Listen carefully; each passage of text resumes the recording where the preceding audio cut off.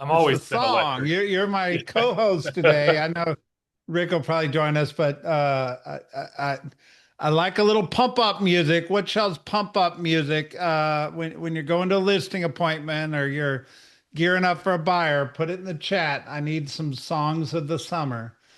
All right, Matt. Uh, Headline news over the weekend. Um, let me just click through some of these here real quick. So CNN's talking about US and Iran reach agreement that includes opening the strait. Their pay frontline today saying big questions around the agreement. Fox says uh, warned on critical waterway after Trump and Iran announced deal. So, like, this deal is supposed to be happening. It's supposed to be signed on Friday. Uh, there's a lot of details to figure out.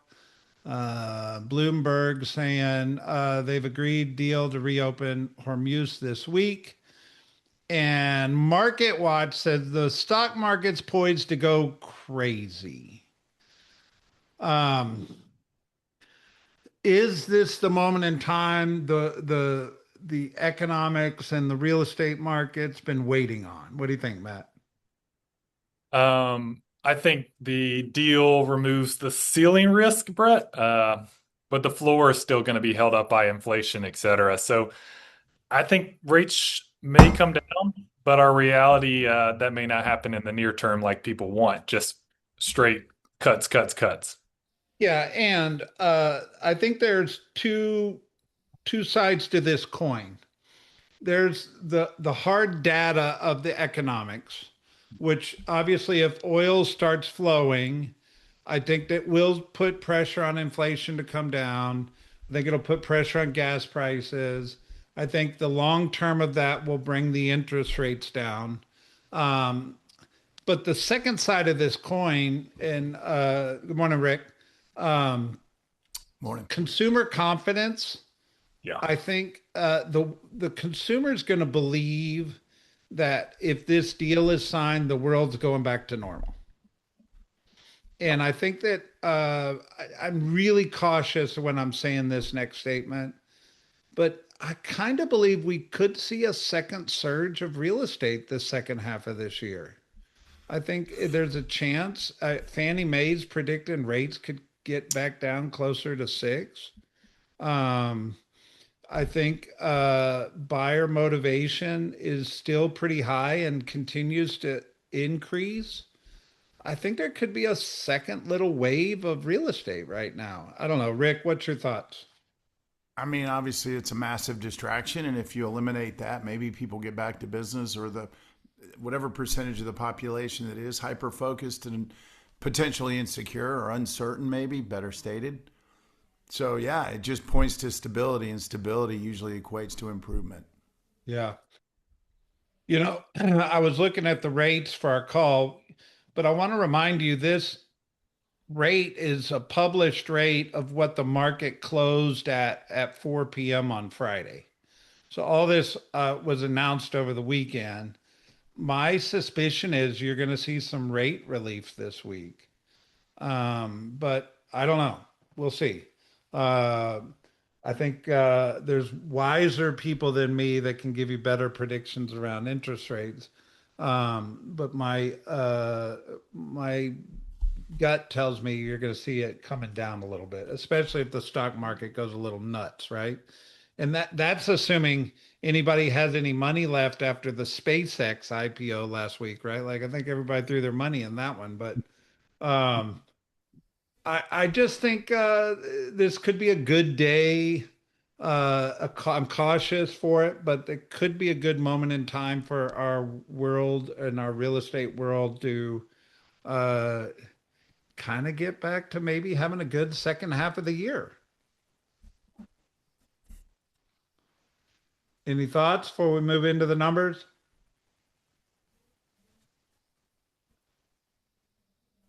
Everybody's shell shocked. All right, let's hit it.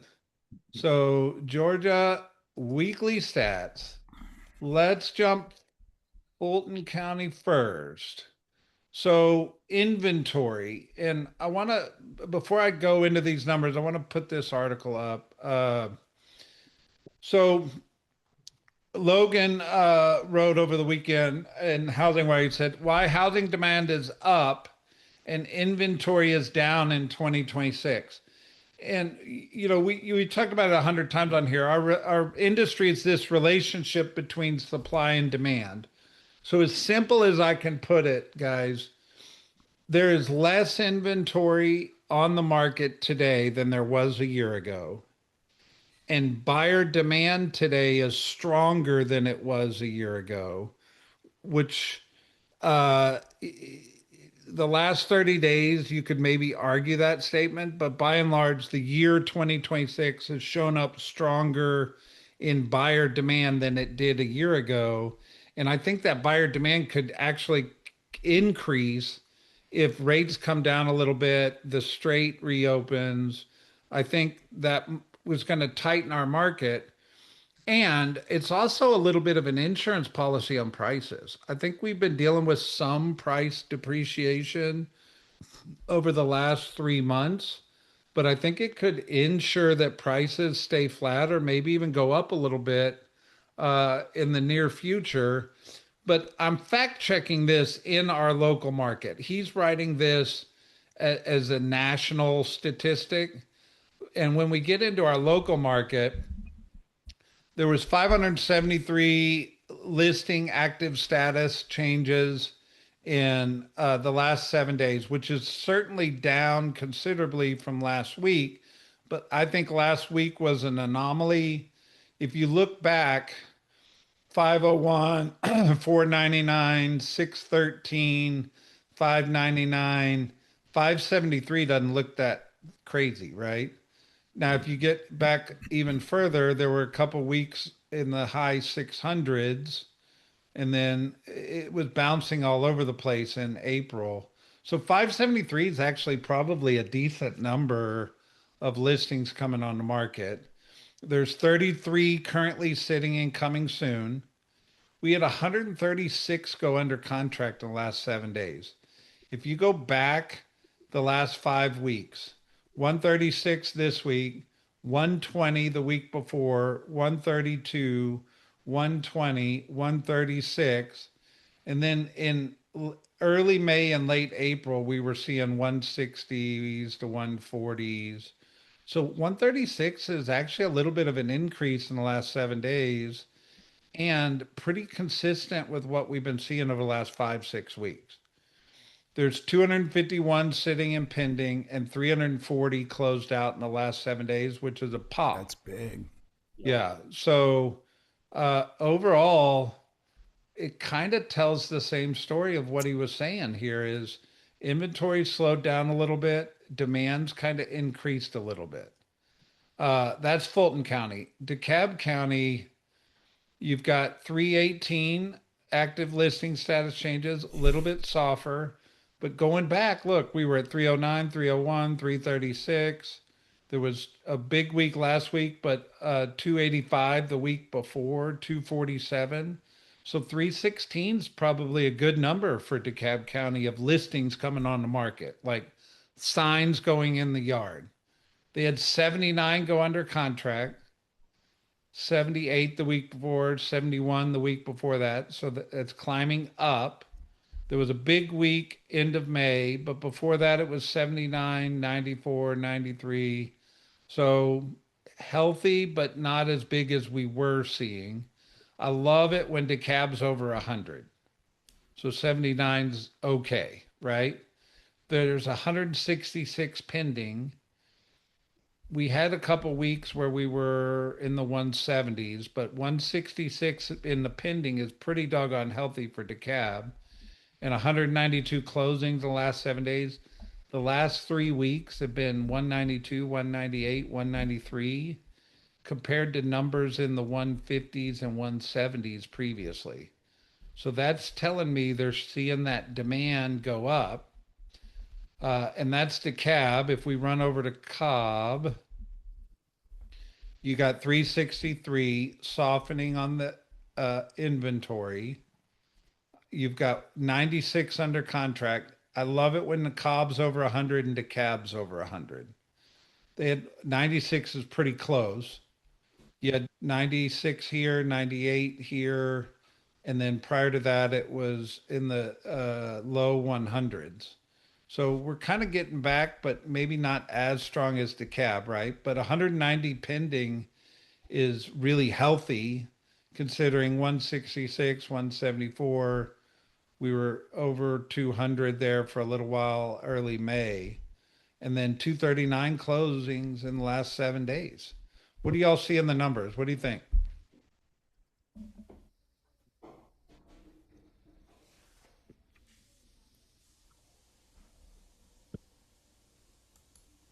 Great. I'll Amazing. step in. I'll All say right, something, Brett. great. Thank you. I was waiting to give somebody I don't else know the if y'all floor. Me feel the too. pain that I feel out here, but let's go. Rick, I'll let you go. I mean, Then the I'll. simple answer is there's still plenty of opportunity. There's going to Yeah. be ebbs and flows, and that's what I see. I don't see anything that looks like a trend or anything that crystal ball like that would create concern. I think, and it's still street to street, house to house, and so at the end of the day, what does your database, your target audience, your sphere, and your market area speak? How does it speak relative to what you see here? And then how do you translate that into stories and narratives that actually illuminate opportunity for your client base? But it doesn't, it looks secure and safe. I like predictability, or maybe not predictability, consistency. So here's my question. To this article on Housing Wire around demand being up and inventory down. Do you have a buyer that's motivated to buy but can't find the house? Is there anybody on the call that's your story or your buyer's story? Yes, that is my Show of story. hands. Plenty of buyers out there. This the inventory is just bad, or I won't say bad, but what they're looking for we're having a tough time finding. Okay. So that alone is like the reality of this comment, right? Like housing demand's up. I got a buyer. They're motivated. I've got them pre-approved with my lender. I'm ready to go, and we're just not finding it, right? Yeah. Um, so how do we fix it? One, go list a whole bunch more houses. Easier said than done, right? But I think it that storyline could get worse if buyers come into the market now that oil starts flowing and rates come down, and we don't put more inventory on the ground. That storyline could get tighter or worse in the near future if we're not careful. So you got to get your buyers going, right? Well, they Yeah, just Brett. need to accept reality if they're motivated. And then, I mean, our job is to paint pictures of reality and allow them to emotionally transport into that reality and accept it. Or they have to play the wait and see game. Or what I hear is opportunity or see opportunity. If there's a missing segment in the marketplace where there's a drought or, that perfect house isn't available, where is that? And how can you proactively pursue that as a listing opportunity with a valid, not a, hey, I have buyers in your area, that sort of generic empty pitch. If you have valid real buyers, go find it. Snipe Yes. for it. Brett, there was a strategy or six strategies we used during COVID because we had a way worse issue than this, but we had the issue of not finding houses, and that was back to golden letters, etc. Like there's all these different strategies. I think that's the question. What's the proactive strategy to go create relief around this current issue that looks like it could grow worse? So, Yep. It was interesting, Annette, I saw you put in the chat, they're not getting their houses prepared. And Michelle said a lot of deferred maintenance. I had a meeting in Austin last week with Chris Zarnicki, the CEO, and he asked me, he said, "Hey, I'm hearing you guys are crushing it with your Seller's Edge program."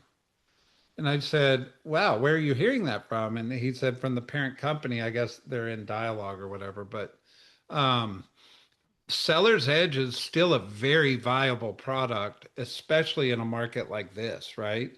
Like To get a seller that $50,000 unsecured line or the secured on their equity line to get their house ready is a very strategic product.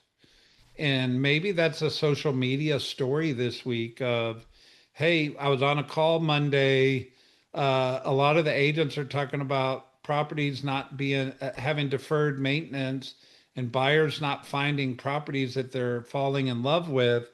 We've got this product that let's get you $50,000, get your house ready to go. Call me. And maybe that's something that brings some listings to the table for you. You should use that as a storyline, but I think it's our reality right now, and understanding the market is all what this call's about, right? Yeah. All right, couple Maybe, other things. I'm gonna Brett, move us forward unless Rick's got something smart I to have say. something quick. Maybe there's also Okay. opportunity. There's typically expireds, that show up every day, right? And they get pounded by calls and people trying to relist them or take the listing. But maybe now's the time to go back 6 months, a year, or longer and start calling and go, hey, I noticed your house didn't sell. What if I were able to show you a path to success and illuminate, whether you use me or not, a better way that might create a better result? And then that's where you introduce seller's edge, because it's probably going to be staging, positioning, or deferred maintenance. And so there's got to be huge opportunity in your market area that we're stepping over, opportunity to try to find new opportunity. Yep. So I got a text last week from one of our agents, and I'm summarizing, but the question said, "Are you hearing that Google pay-per-click is dead?" And I thought, well, dead's a harsh word. um, I don't think Google pay-per-click is dead. I definitely think it's slowly not dying, but slowly becoming less and less. And I found this article that I think most agents are trying to figure this out. Like, how do I get my business recommended by AI? Like, if Google pay per click is starting to get less and less, AI recommendations are getting more and more. And there's 7 prompts in this article I would encourage you to download. Like, the first one is, how do I get a digital footprint audit? And the prompt is just simply act as a digital footprint and personal branding expert, specializing in helping real estate agents become more visible in AI powered search and recommendation platforms. Audit my digital footprint across blah, blah, blah, blah, blah. And then please identify these things and then provide me a step by step action plan, suggested phrases, blah, blah, blah, blah, blah, blah, blah, blah, blah. I think there's some wisdom in learning how to do things like this. And Matt, I'm going to be transparent and say I've not done what I'm about to suggest.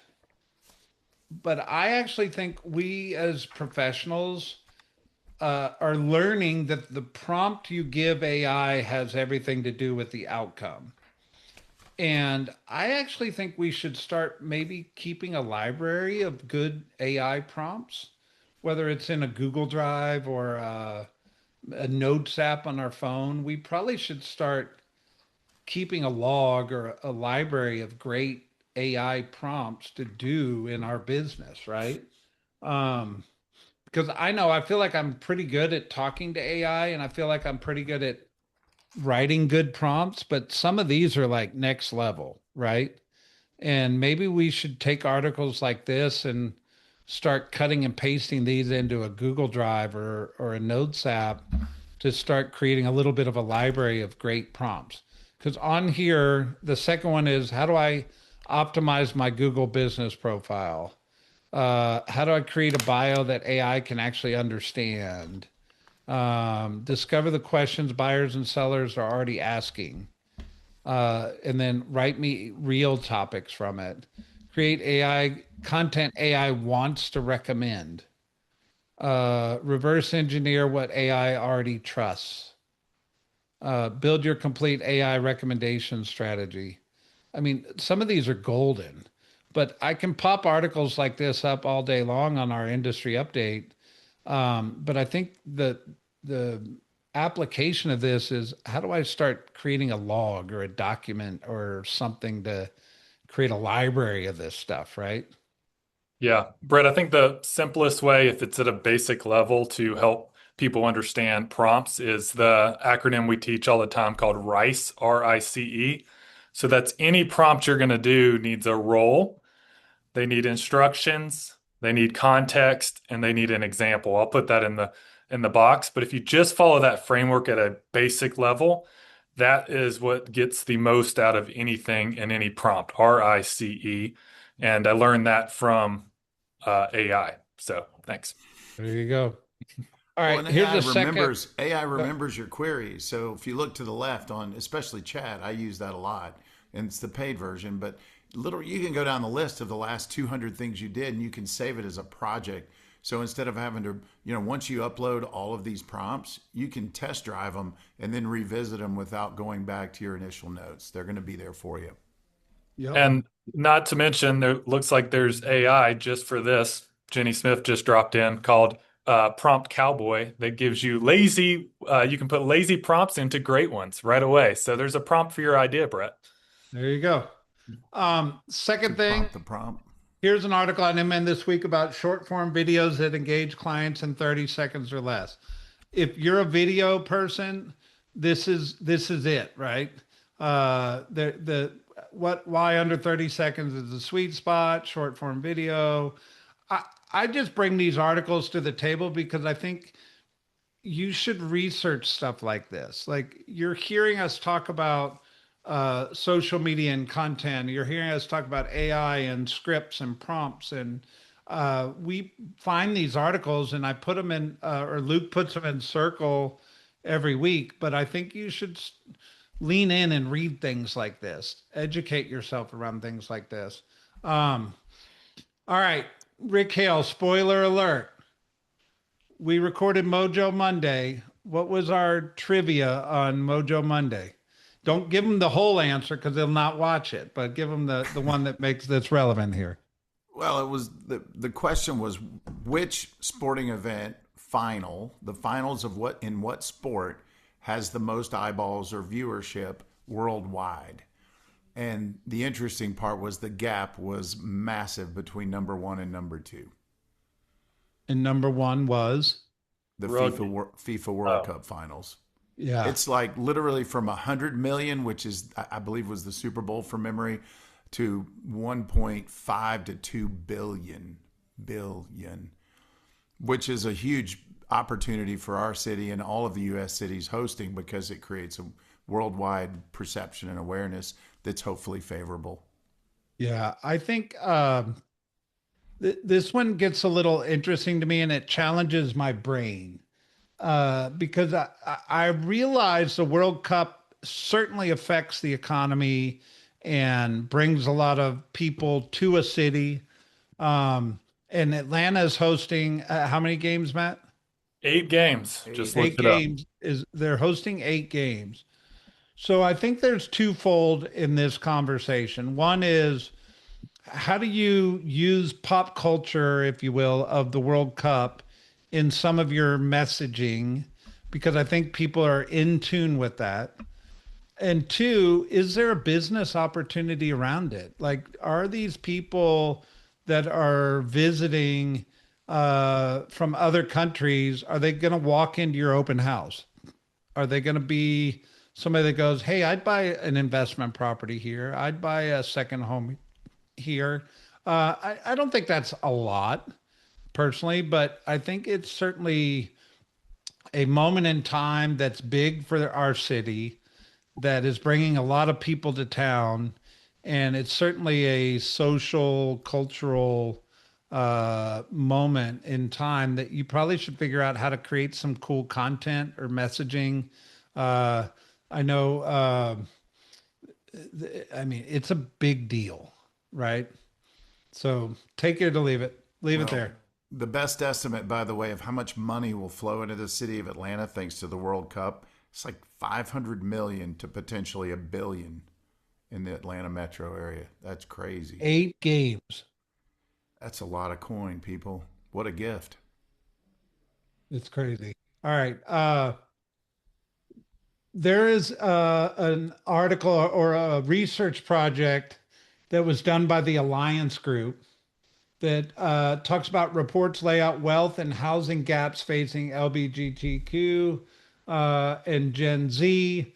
And if this is your market segment, you should dive into this. You should dive in and read the report, understand what was found in the report, and it could turn into some social messaging content. It certainly could turn into an opportunity for you to make a difference, right? So I just wanted you to be aware that this report came out. It landed on Housing Wire this week, and I think it's important. So take a look at it. Last comment: luxury housing market is gaining momentum. So I was curious. I was going to go into our stats site, and if you go into Florida and you click luxury, the big debate is, what do you consider luxury? Matt, what do you consider luxury? Which market are we talking about? Atlanta. Oh, in Atlanta, 900,000 plus. What do you think luxury is, Rick? I'm not going to argue against Matt Pitts. Yeah, that's wise. I think I would probably say a mil. I think a million's kind of the what I would consider to be luxury, but I I know mean, you don't. KW considers 750. But if I just click 1 to 1.5 million and I go Fulton County, I can dive into this, right? So you can see, let's go solds. In Fulton County in January, there were 42 1 to $1.5 million sales.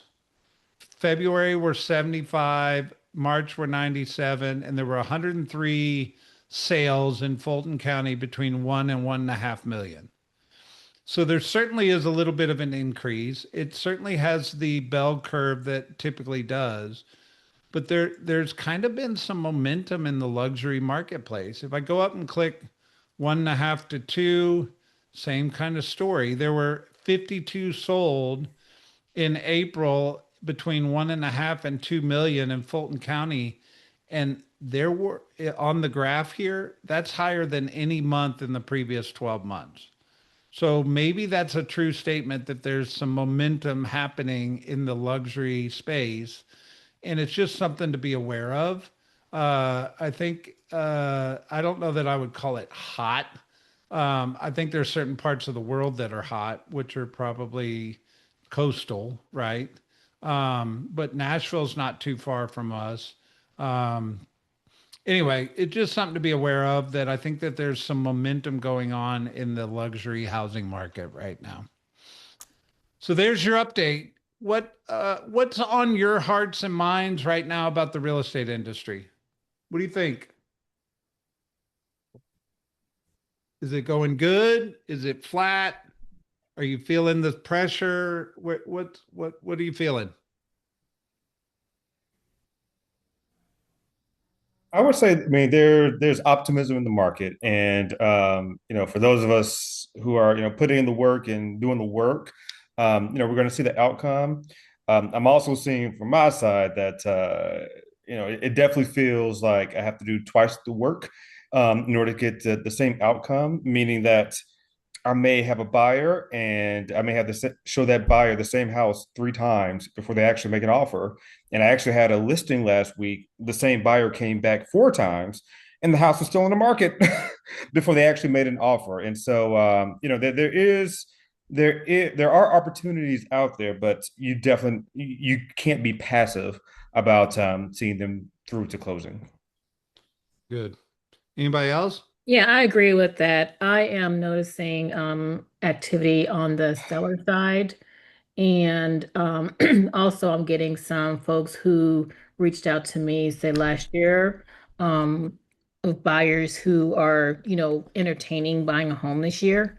So there is activity out there. Just like Tate said, it's like if you don't get into the game, you're not going to get the returns. And I think someone on this call said, you can't harvest the same season you plant your seed. So I'm seeing a lot of returns on my work. And yes, true too. I work very hard to get these 3 properties that I have listed sold, and I'm getting 2 more in short order. Congrats. Great Thank job. you. Anybody else? All right. We start and end on time. Happy Monday. Happy Monday, Bye, everybody. guys. Be good.